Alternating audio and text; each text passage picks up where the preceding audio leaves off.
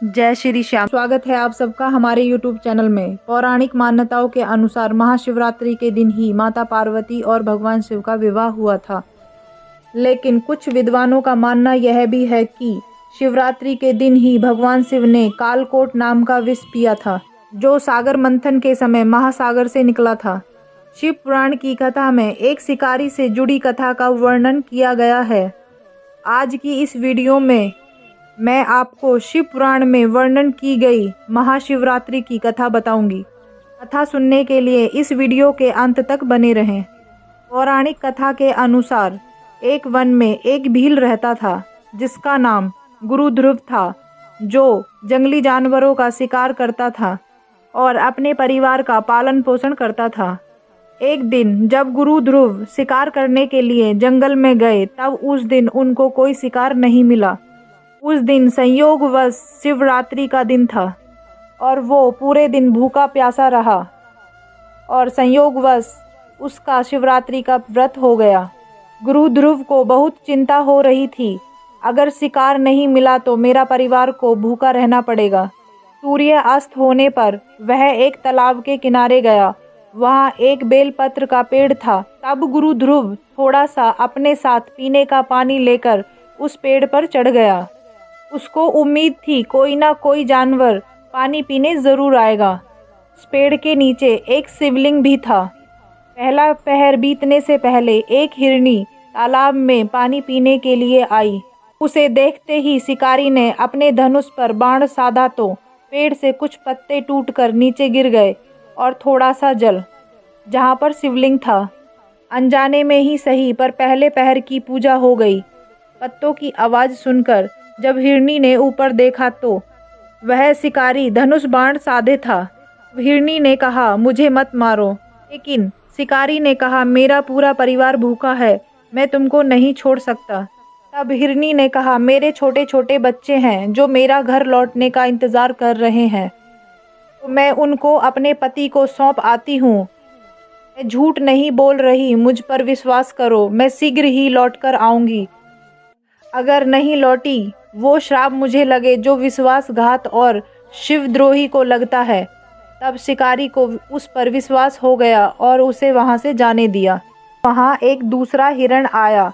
उसे देखकर शिकारी ने अपने धनुष पर बाण लगाया और फिर से उसके हाथ के धक्के से कुछ बेलपत्र और जल की कुछ बूंदें नीचे स्थापित शिवलिंग पर जा गिरी। इस प्रकार शिकारी के दूसरे पहर की भी पूजा हो गई। पत्तों की आवाज़ सुनकर हिरण ने शिकारी की तरफ देखा। तब हिरण ने बोला कि मैं अपने बच्चों से मिलकर तुरंत ही लौटकर आता हूँ। तब शिकारी ने उसको भी वहाँ से जाने दिया। अब दोनों हिरण हिरनी अपने घर पर पहुँचे और उन्होंने सारी बातें एक दूसरे को बताई और एक दूसरे से बोले कि हमें शिकारी के पास जाना चाहिए। तब वो अपने बच्चों को समझाने लगे और हिरनी बोली, शिकारी के पास मैं जाऊंगी और आप इन बच्चों का ख्याल रखना। हिरनी की बात सुनकर हिरण बोला, बिना माँ के बच्चों को कोई नहीं संभाल सकता, इसलिए तुम यहीं रहो, मैं जाता हूँ। तब हिरनी बोली, पति के बिना पत्नी का जीवन कैसा होता है, कि मृत्यु के बाद मैं कैसे जीवित रहूँगी। तब आप बच्चों के साथ रहो और मैं वहाँ जाऊँगी। तब हिरण बोला कि हम दोनों ही शिकारी के पास चलते हैं। तब बच्चे बोले, हम आपके बिना क्या करेंगे, हम आपके बिना कैसे रह सकते हैं, हम भी आपके साथ चलेंगे। अब वो चारों शिकारी के पास जा पहुँचे। तब शिकारी ने तुरंत ही धनुष पर बाण लगाया और फिर से कुछ पत्ते और थोड़ा सा जल शिवलिंग पर जा गिरे। तब शिकारी के तीसरे पहर की भी पूजा हो गई। तब हिरनी और हिरण ने शिकारी से कहा, हम सभी आए हैं और अब आप हमें मारकर अपने परिवार की भूख मिटा दो। अब भगवान शिव की कृपा से शिकारी का हृदय परिवर्तित हो गया था।